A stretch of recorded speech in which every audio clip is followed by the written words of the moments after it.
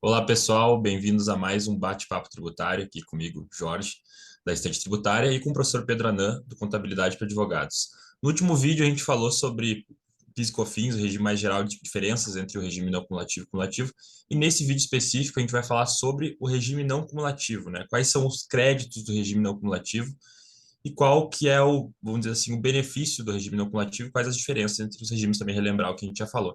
Então, professor, muito obrigado pela sua presença aqui mais uma vez, pela parceria. E, enfim, vamos falar um pouco aí sobre o regime não cumulativo, que é bastante significativo aí para as pessoas jurídicas no cenário brasileiro. Então, professor, a palavra é sua. Mais uma vez, muito Perfeito. obrigado. Obrigado, Jorge, aí, mais uma vez, estamos juntos aí nesse projeto aí, né, que é importante aí para a comunidade tributária. Então, no vídeo passado, né, no bate-papo passado, a gente falou da diferença do regime cumulativo e não cumulativo. O cumulativo é aquele regime que você vai pagar o PIS/COFINS somente sobre receita, somente sobre faturamento. Já o não cumulativo, qual que é a grande diferença? Aqui, a possibilidade que o contribuinte tem de tomar crédito, né? Então, em tese, que seria o regime, o PIS/COFINS que foi pago na cadeia anterior, a pessoa jurídica recuperaria e, sobre isso, ela reduz da base de cálculo do PIS/COFINS. Em tese, o regime não cumulativo, qual que seria a vantagem dele? Ele desoneraria a carga tributária, como ICMS e IPI. Então, você vai recuperando o tributo pago na cadeia anterior, então o contribuinte teria que recolher só o valor agregado. Só que na prática a gente sabe que isso não ocorreu, porque você teve um aumento de carga tributária de 3 para 7,6 de COFINS e de 0,65 para 1,65 de PIS, né? E a legislação, né, se você pegar o artigo 3º da Lei 10.833 e 10.637 de 2002, 10.833 de 2003, ela te dá quais são as hipóteses de tomada de crédito. Então, por exemplo, material de revenda, um insumo utilizado na produção e na prestação de serviço. Depois a gente vai fazer um bate-papo só de insumo, que é um item bastante problemático de interpretação, porque a legislação não te dá um conceito objetivo em relação a isso.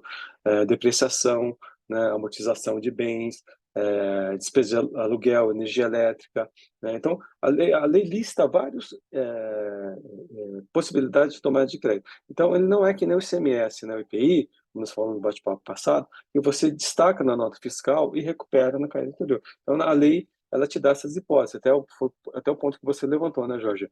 Por exemplo, uma empresa que não recolhe PIS/COFINS, né? Se eu compro dela, posso tomar crédito? Uma empresa que está no lucro presumido, por exemplo, que pagou 3,65, eu posso tomar pelo valor integral? Então, pelo regime, sim, né? Então, você vai pegar aquela nota fiscal, que você comprou de pessoa jurídica, né?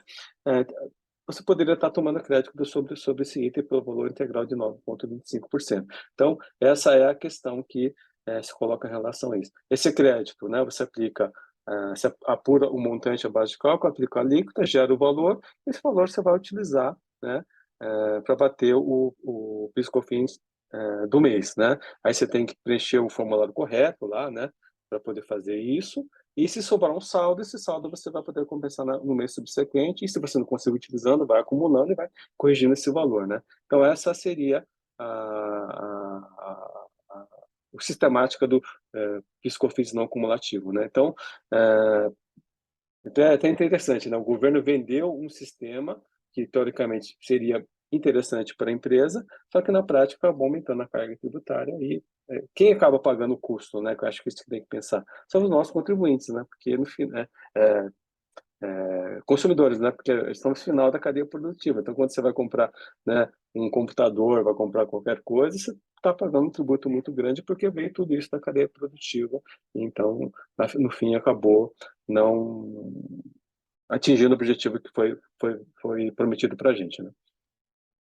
Professor, teve até uma pergunta que me fizeram esses tempos. A gente tem um regime, vamos dizer assim, misto, né? Certas pessoas jurídicas que pagam, vamos dizer assim, utilizam o regime não cumulativo, mas para certas receitas tem que submeter isso ao regime cumulativo, né? Como é que funciona isso? Então, o que a legislação fala, né?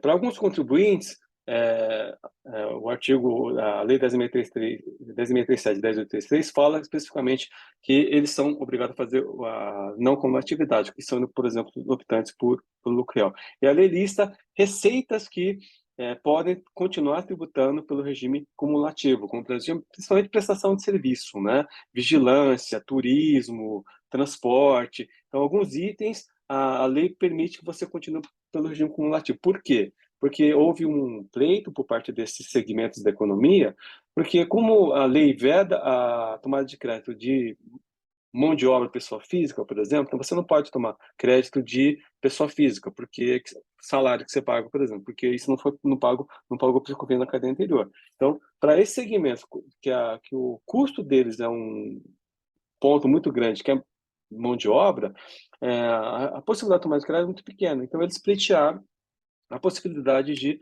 fazer o pagamento das suas receitas com base no regime cumulativo. Então, o que essa empresa tem que fazer? Ela vai ter que apurar, né, de acordo com a receita, o que é cumulativo, o que é não cumulativo. E aí, uma coisa que o pessoal, né, quer dar uma desperta. Então, já que eu estou no regime misto, eu vou tomar crédito sobre tudo, né? O crédito também você tem que tomar cuidado, você tem que fazer o rateio proporcional. E aí, qual que é o rateio proporcional? Ou você faz com base na receita, então vamos imaginar, eu tenho 100 de faturamento não cumulativo e 100 de faturamento não cumulativo, eu só vou tomar crédito sobre 50%, eu vou poder tomar sobre tudo. Mas tem gente que quer dar uma de sem braço, pega sobre tudo e espera ser autuado, mas assim, eu já vi casos que realmente não tem como, o fisco vai apurar e vai levantar. E a outra maneira de você apurar esse crédito também é através do sistema de contabilidade integrada. Então você tem a contabilidade, o que é o custo, né, da receita não cumulativa e que seria o custo da receita cumulativa.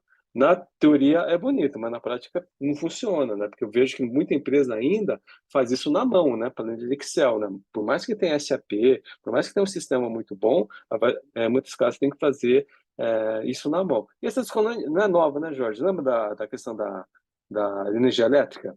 De você poder tomar crédito de energia elétrica? O que é estabelecimento industrial? O que é estabelecimento não industrial?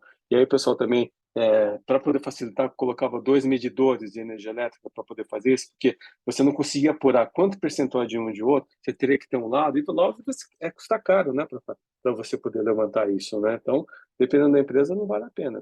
Tem que pensar muito. E é aquela coisa que a gente sempre fala, né? O empresário sempre vai pensar na questão de custo-benefício. O que vale a pena fazer, o que não vale a pena fazer. Travei. Ah, não. Não estava travado. Não, eu ia complementar que a experiência que eu tive com PIS e COFINS em escritório, né, no outro escritório que eu trabalhei, o grande problema é o que a gente vai falar no próximo vídeo, né, que é a questão dos insumos, porque toda hora tem auto de infração de PIS e COFINS, né, por Sim, tomar sim, sim, crédito de sim. insumo. Então, assim, acho que é um grande contencioso administrativo, acho que, não sei quanto representa isso, se tem algum estudo que diga, mas eu creio que uma grande parte do contencioso administrativo seja de autos de infrações de PIS e COFINS, né? Porque é muita É, coisa que as empresas tomam, tem de necessidade, né? De uma despesa, vamos dizer assim, que é necessária para, enfim, para gerar mais receita, né? não, e Então, é isso mesmo, Jorge. Porque que acontece? O que nós tínhamos antes, né? Muitos autos infração de imposto de renda, porque a questão de planejamento tributário, questão de regulação societária, tudo isso. E aí, quando veio o regime não cumulativo, qual que era a previsão que nós fazíamos na época, né? Isso vai gerar um contencioso muito grande, da questão da subjetividade. Porque o ICMS do IPI, qual que é a vantagem? Você pega na nota fiscal, destaca a nota fiscal, né, com exceção daqueles itens, né, crédito presumido, que a legislação fala, mas é mais fácil você apurar. Agora, PiscoFins não, porque você não pega, não vem destacado na nota fiscal o que é PiscoFins, né, quanto que você pagou. Então, por isso que a lei estabeleceu esse critério, né? Eu lembro que quando começou a discussão, então, deputado, o senador Michel Temer, ele até quis alterar a lei 10.833 de 2017, falando o seguinte: você vai pegar o PiscoFins que for pago na nota, na cadeia anterior, através da nota fiscal, e vai poder deduzir, né? Que seria um pouco mais simples, né? Mas também ia gerar essa questão de subjetividade, porque você tem como saber quanto foi pago pelo contribuinte, né, que vendeu para você, né? Então, realmente gera bastante contencioso, que a gente vai comentar no bate-papo próximo, né? Essa questão do insumo, né? eu acho que eu vou guardar minhas considerações para o próximo vídeo, então, professor. Que eu Perfeito, tenho perfeito, várias, perfeito. mas então, obrigado mais uma vez pelo bate-papo aí. E o próximo vídeo eu acho que vai ser bem legal, porque esse tema dos insumos aí até hoje causa, enfim, arrepios em certas pessoas. Então, vamos finalizar aqui, já tem razão do tempo, mas muito Perfeito. obrigado mais uma vez pela Eu que parceria e agradeço, Jorge. até a próxima, pessoal, então. Até a próxima, obrigado a todos.